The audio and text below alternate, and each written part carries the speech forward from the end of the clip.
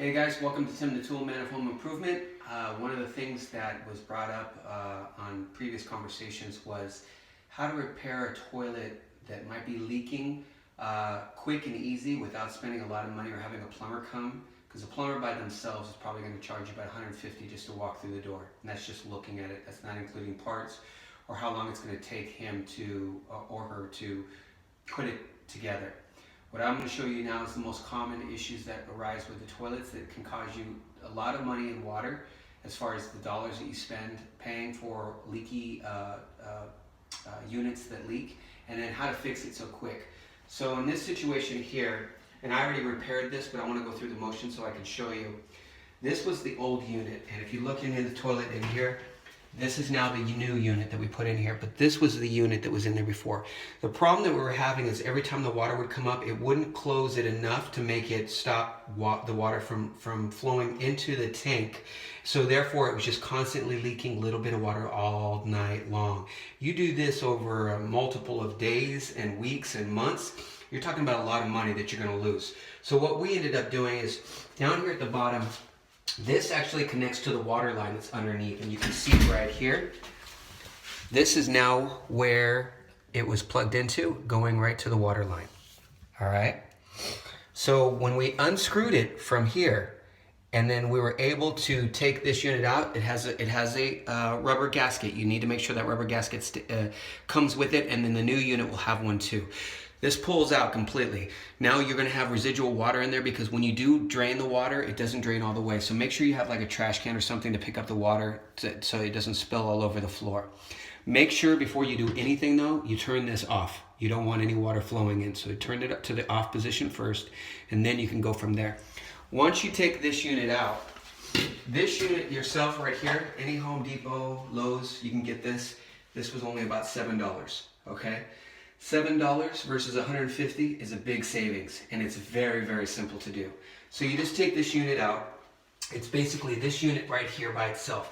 Now, the old ways, this used to be the old way the floats used to stop the water from going in and out. This is an old unit. Nowadays, what they do is they use this as a float. So this is your float, and I'm going to show you when I flush it. You'll see that the float will go down. Now you can adjust this as necessary depending on how much water you want to dissipate through the toilet and how much you want to save as far as water flow. So when it gets to a certain amount, it's going to automatically raise up, and when it raises up, it's going to shut off. You're going to see that in just a second. There you go, it shut off. So now it's only using a minimal amount of water because it doesn't completely drain the entire tank, which normal tanks range anywhere from about 3 to 5 gallons of water. So you got to think about all that water you're going to be losing. All right. And then when you want to do this, there's a flow here. So I just put this tube here, and this tube just keeps the water from going. Otherwise, sometimes if you just let it flow, it could hit here. It might go out here, and you don't want any residual water going on the walls, pouring down, whatever the case may be. That's it. Once you do that, you've stopped the problem, and you've saved yourself a ton of money as far as a plumber coming in and or a long water bill of just continuous water because you're not exactly sure why that's happening. That's 90% of the reason why these waters will constantly flow all the time when you hear your toilet, and that's the situation. So I wanted to just kind of give you a quick snapshot on what you could do to fix it really quick and easy. Like I said, it's one bolt. You take that down, you put the other one on, you put it back on, you put that piece, that water line back into the unit. Make sure it's nice and tight, but don't over tighten it because nowadays these are plastic pieces. So they're made to be hand tightened, but not used with a wrench or anything because you can over tighten it and break it or strip it, and then it's no use. So make sure it's just by hand. You're doing your due diligence, and then once you're done with that, it's good. It's in good working order.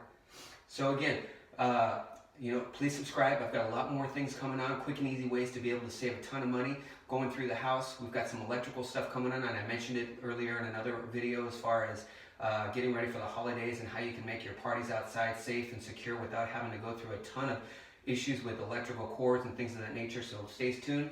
Thanks for watching, and if you like the video, please put a thumbs up, and thanks again.